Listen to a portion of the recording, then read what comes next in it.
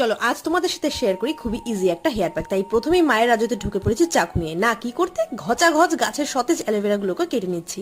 যদিও মায়ের পারমিশনটা ছিল কিন্তু গ্র্যান্টেড। একদিন বসে ভেবে দেখলাম শুধু রূপের চর্চাতেই হবে না, সাথে করতে হবে চুলের যত্নটাও। তাই এদিক ওদিক তাকে যা যা চোখে পড়লো তা দিয়ে বানিয়ে ফেললাম এই হেয়ার প্যাক। এটা কিন্তু মাস্ট, একটু ঝুলিয়ে রেখেছিলাম তাতেই সব নোংরা কষগুলো বেরিয়ে এবার পরিষ্কার করে নেবো এক এক করে সব অ্যালোভেরা গুলোকে। আর এটা কিন্তু কোনো চুল না, ওটা ফেটে ওরকম হয়ে তোমরাও চাইলে এই হেয়ার প্যাকটা ট্রাই করে দেখতে পারো, আশা করি ভালোই রেজাল্ট পাবে। আর সামনেই তো পুজো, এখন তো একটু নিজের খেয়াল রাখতেই হবে, ঠিক কিনা বলো? বেছে নিলাম, এবারে জাস্ট দেখো কতটা ইজি এটা। কিছুই না, জাস্ট মাঝখান থেকে চিড়ে নিয়ে চাকুর সাহায্যে এইভাবে কিছুক্ষণ করলেই ভেতরের অংশটা বেরিয়ে আসবে। তারপর তাতে অ্যাড করেছি টক দই আর সাথে দিয়েছি আমাদের বাড়িরই দুটো দেশি মুরগির ডিম।